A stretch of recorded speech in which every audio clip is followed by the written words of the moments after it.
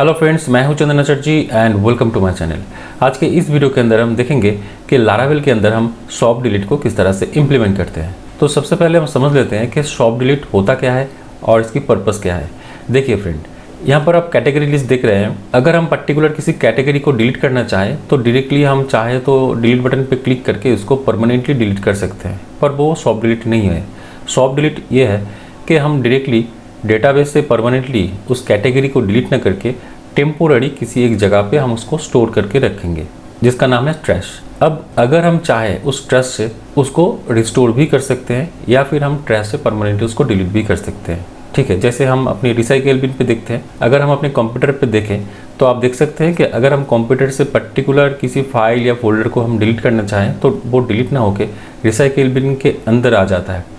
And recycle bin से हम चाहे तो पर्टिकुलर फाइल एंड फोल्डर को रिस्टोर कर सकते हैं या फिर परमानेंटली डिलीट कर सकते हैं। यहाँ पर भी सॉफ्ट डिलीट का सेम कंसेप्ट है। हम क्या करेंगे, अगर हम पर्टिकुलर इस डिलीट बटन पे क्लिक करके पर्टिकुलर किसी कैटेगरी को हम डिलीट करना चाहें तो वो डायरेक्टली डेटाबेस से डिलीट ना होके वो ट्रैश के अंदर चला जाएगा। एंड उस ट्रैश लिस्ट को हम नीचे और एक टेबल बनाएंगे, उसके अंदर दिखाएंगे। एंड उस ट्रैश लिस्ट के अंदर हम दो और बटन रखेंगे, एक का नाम होगा रिस्टोर एंड दूसरा होगा परमानेंट डिलीट। अगर हम चाहे तो रिस्टोर बटन पे क्लिक करके उसको फिर से हम रिस्टोर कर सकते हैं या फिर हम परमानेंट डिलीट पे क्लिक करके परमानेंटली कैटेगरी को डिलीट कर सकते हैं। तो वही हम इम्प्लीमेंट करके देखेंगे। तो आइए देखते हैं। सबसे पहले हम जाएंगे अपनी कोड के अंदर एंड यहाँ पर अगर हम अपने कैटेगरी माइग्रेशन फाइल के अंदर जाएं तो फ्रेंड आप देख सकते हैं जब हमने इस कैटेगरी माइग्रेशन फाइल को क्रिएट किया था तो फ्रेंड आप देख सकते हैं यहाँ पर मैंने ये लाइन जो है सॉफ्ट डिलीट का ऐड किया था। एंड जब इस लाइन को ऐड करने के बाद हमने इस कैटेगरी टेबल को माइग्रेट किया था तो अगर हम अपने डेटाबेस के अंदर जाएं तो आप देख सकते हैं यहाँ पर जो डिलीटेड ऐड एक कॉलम है, ये एक टाइम स्टैम्प कॉलम है, वो यहाँ पर ऐड हो चुका है। ठीक है, बाय डिफ़ॉल्ट ये नल है, ये हमने इम्प्लीमेंट किया था। तो सॉफ्ट डिलीट इम्प्लीमेंट करने के लिए आपको ये वाला जो लाइन है अपने जो टेबल है या फिर आपके जो माइग्रेशन फाइल है उसके अंदर आपको ऐड करना है। देन अगर हम अपने कैटेगरी मॉडल के अंदर जाएंगे तो आप देख सकते हैं फ्रेंड यहाँ पर हमें और एक काम करना है, वो है हमें एक ट्रेड ऐड करना है यहाँ पर, जो कि होगा सॉफ्ट डिलीट। ये वाला जो सॉफ्ट डिलीट ट्रेड है ये हमें अपने उस मॉडल के अंदर हमें ऐड करना है। एंड आपको मेक श्योर करना है कि ये वाला जो नेम स्पेस है इसको आप ऐड करें, illuminate database eloquent and then soft deletes. ये हमने कर लिया। अब हम अपना जो डॉक्यूमेंट है इसको सेव कर लेते हैं। सबसे पहले हम यहाँ पर जो इम्प्लीमेंट करेंगे वो है जब भी हम यहाँ पर डिलीट बटन पर क्लिक करेंगे तो वो ट्रैश के अंदर चला जाएगा, ये हम इम्प्लीमेंट करेंगे। तो उसके लिए हम सबसे पहले जाएंगे अपने web.php के अंदर एंड यहाँ पर हम एक बनाएंगे राउट। मैं यहाँ पर जो राउट बनाने वाला हूँ वो है पोस्ट राउट। तो मैं एक काम करता हूँ, ये जो पोस्ट राउट है इसको कॉपी करके यहाँ पर मैं पेस्ट कर लेता हूँ। अब इसको चेंज करते हैं। यहाँ पर हम लिखेंगे ट्रैश, देन आईडी होगा क्योंकि आईडी हमें चाहिए। एक चीज़ मैं आपको यहाँ पे बताना चाहता हूँ कि मैंने यहाँ पर पोस्ट राउट क्यों किया। देखिए फ्रेंड, हम चाहे तो इसको गेट राउट के थ्रू भी कर सकते थे, लेकिन हमने पोस्ट क्यों किया, क्योंकि जब भी आप डेटाबेस के अंदर कोई भी चेंजेस करते हैं तो उसके लिए आप पोस्ट राउट ही हमेशा यूज़ करना। एंड डेटाबेस से अगर आपको कुछ भी फेच करना है या फिर गेट करना है तो उसके लिए आप हमेशा गेट राउट यूज़ करना। तो जैसे कि मैं यहाँ पर डेटाबेस से डेटा को डिलीट कर रहा हूँ या फिर अपडेट कर रहा हूँ तो उसके लिए मैं यहाँ पर पोस्ट राउट यूज़ करूँगा। देन यहाँ पर कैटेगरी कंट्रोलर है एंड हमें यहाँ पर एक फंक्शन नेम देना है। हम फंक्शन नेम यहाँ पर ट्रैश दिया।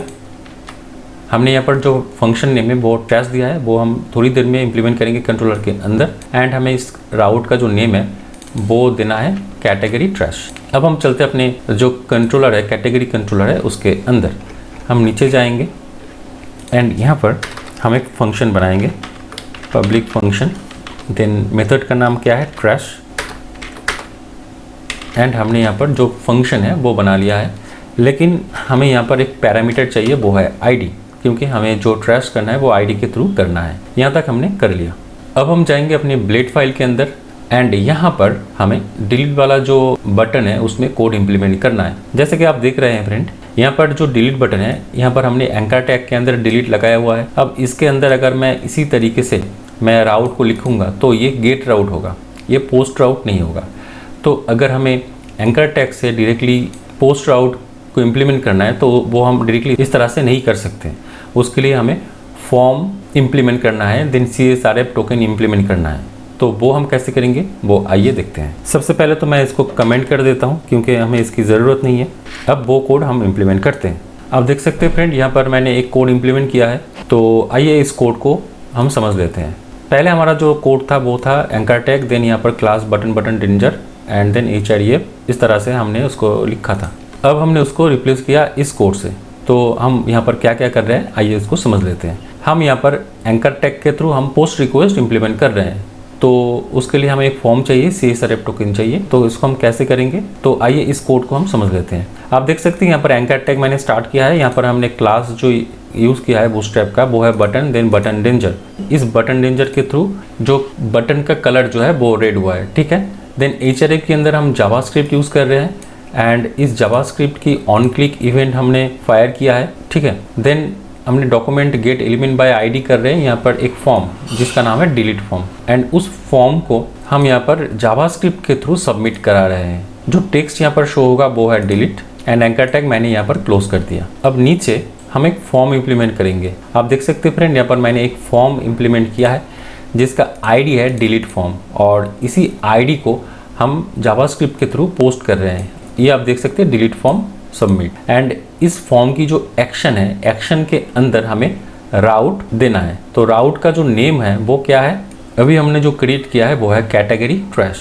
तो आइए इसको हम यहाँ पर पेस्ट कर देते हैं। राउट का नाम कैटेगरी ट्रैश है, एंड आपको पता है कि हमें एक पैरामीटर भी चाहिए जो है ID पैरामीटर, एंड हमने इस राउट के अंदर भी इसको पास किया है। आप देख सकते हैं फ्रेंड, यहाँ पर ID पैरामीटर है, उस पैरामीटर को हमें यहाँ पे भेजना है। तो ये पैरामीटर हमें कौन से वेरिएबल से मिलेगा, आइए उसको हम देख लेते हैं। आप देख सकते हैं फ्रेंड, यहाँ पर जो कैटेगरी है वो मैं फॉर ईच लूप के थ्रू यहाँ पर मैं 1 by 1 इसको बाइंड कर रहा हूँ। तो जो कैटेगरी ID मुझे मिलेगा इस कैटेगरी वेरिएबल के थ्रू हमें मिलेगा।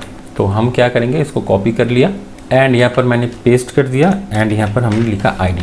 तो आई होप आपको यहाँ तक समझ में आया है। तो अगर हम अपनी एप्लीकेशन के अंदर जाएं एंड इसको रीलोड करें तो आप देख सकते हैं फ्रेंड, यहाँ पर जो एप्लीकेशन है वो काम कर रहा है।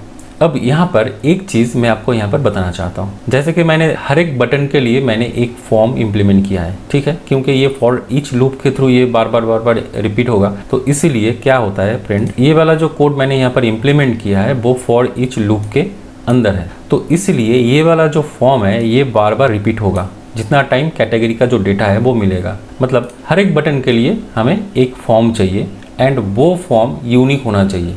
जैसे कि आप देख रहे हैं यहाँ पर मैंने सिर्फ फॉर्म का जो ID है वो डिलीट फॉर्म ही हमने यहाँ पर यूज़ किया है। तो डिलीट फॉर्म हर एक बटन के लिए आएगा, तो यहाँ पर यूनिकनेस हमें नहीं मिल रहा है। तो इसीलिए हम क्या करेंगे, डिलीट फॉर्म के साथ हमें कैटेगरी की ID जो है उसको हम कॉन्कैट करेंगे या फिर ऐड करेंगे। वो हम कैसे करेंगे आइए देखते हैं। पर क्यों करेंगे, क्योंकि हमें जो फॉर्म की ID है वो हमें यूनिक चाहिए, वरना ये सबमिट नहीं होगा। तो वो हम कैसे करेंगे आइए देखते हैं। यहाँ पर हम क्या करेंगे, एक डैश देंगे एंड डबल पैरेंथेसिस देंगे, एंड हम लिखेंगे कैटेगरी देन ID। ये हमें सिर्फ लिखना होगा। अब ये वाला सेम काम हमें यहाँ पर भी करना है, इस जगह पर कैटेगरी एंड देन ID।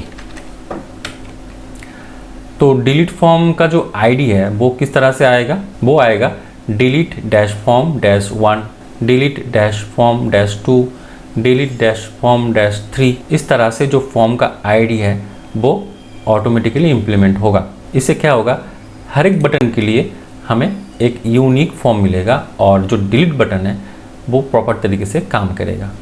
यहाँ तक मैंने इस कोड को इम्प्लीमेंट कर लिया है। अब हम चलते हैं अपने कंट्रोलर के अंदर एंड यहाँ पर। तो आइए अब देखते हैं कि किस तरह से हम रिकॉर्ड को सॉफ्ट डिलीट करते हैं। तो हमें इसको एलिगेंट के थ्रू करना है, और आपको पता है कि हमें अगर एलिगेंट के थ्रू करना है उसके लिए हमें चाहिए एक मॉडल। तो यहाँ पर जो मॉडल होगा वो है कैटेगरी मॉडल। देन हम यहाँ पर करेंगे फाइंड। अब फाइंड हम जो करेंगे वो ID के थ्रू करेंगे। देन हम यहाँ पर करेंगे डिलीट। बहुत ही आसान है। हमने क्या किया, हमने कैटेगरी मॉडल यहाँ पर यूज़ किया है एंड हम यहाँ पर फाइंड कर रहे हैं ID के थ्रू। जो भी रिकॉर्ड हमें मिल रहा है उसको हम डायरेक्टली यहाँ पर डिलीट कर रहे हैं। ये हमने कर दिया। अब जैसे ही ये डिलीट होता है, अच्छा ये इस डिलीट का मतलब ये है कि हम इसको सॉफ्ट डिलीट कर रहे हैं, ठीक है, मतलब ये ट्रैश के अंदर चला जाएगा। तो उसके लिए हमने ये कोड इम्प्लीमेंट किया है। तो अब हमें यहाँ पर यूज़र को एक मीनिंगफुल मैसेज दिखाना है। तो जैसे कि आपको पता है कि मीनिंगफुल मैसेज हम किस तरह से दिखा सकते हैं। हम ये वाला जो लाइन है इसको हम कॉपी कर लेते हैं एंड नीचे हम पेस्ट कर देते हैं। रिटर्न, इसमें हम क्या कर रहे हैं, रिटर्न देन रीडायरेक्ट, देन हम राउट यूज़ कर रहे हैं। यहाँ पर जो कैटेगरी है उस राउट पे हम इसको रीडायरेक्ट कर रहे हैं और उसके अंदर जो मैसेज है, मैसेज ये की नेम है एंड कैटेगरी डिलीटेड सक्सेसफुली, हमने मैसेज यहाँ पर लिख दिया है। तो आइए अब इसको इम्प्लीमेंट करके देखते हैं इसमें कोई प्रॉब्लम है या फिर ये काम करता है या नहीं। ठीक है, तो हम पेज को रिलोड करते हैं। आप देख सकते हैं फ्रेंड यहाँ पर जो माउस है, आइए इसको हम डिलीट करके देखते हैं। तो जैसे ही हम माउस पे क्लिक करेंगे, कैटेगरी डिलीटेड सक्सेसफुली, आप देख सकते हैं यहाँ पर जो माउस है वो यहाँ से चला गया है। और एक करते हैं, जो कंप्यूटर है इसको करते हैं, डिलीट करते हैं। आप देख सकते हैं फ्रेंड यहाँ पर जो कैटेगरी डिलीटेड सक्सेसफुली मैसेज हमें मिल चुका है एंड जो कंप्यूटर है वो भी जो लिस्ट है इससे चला गया है। अब आइए थोड़ा सा देख लेते हैं कि डेटाबेस के अंदर क्या क्या चेंजेस हुआ है। हम चलेंगे अपने डेटाबेस के अंदर एंड हम इसको रिफ्रेश कर लेते हैं। आप देख सकते हैं फ्रेंड यहाँ पर माउस एंड जो कंप्यूटर, ये दोनों को मैंने डिलीट किया था, मतलब सॉफ्ट डिलीट किया था। तो आप देख सकते हैं यहाँ पर जो डिलीटेड एट है वो पहले ब्लैंक था या फिर नल था। जैसे ही मैंने सॉफ्ट डिलीट किया तो यहाँ पर एक डेट एंड टाइम आ चुका है। तो लारावेल ये खुद करता है, हमें इसको मैनुअली कुछ भी करने की ज़रूरत नहीं है। तो यही सॉफ्ट डिलीट है। तो आई होप आपको समझ में आया होगा कि सॉफ्ट डिलीट हम लारावेल पे किस तरह से मेंटेन करते हैं। नेक्स्ट वीडियो पे हम जो भी रिकॉर्ड हम सॉफ्ट डिलीट कर रहे हैं वो हम नीचे एक टेबल बना के उसके अंदर दिखाएंगे। तो इस वीडियो में इतना ही, मिलते हैं अगले वीडियो पे, तब तक के लिए टाटा।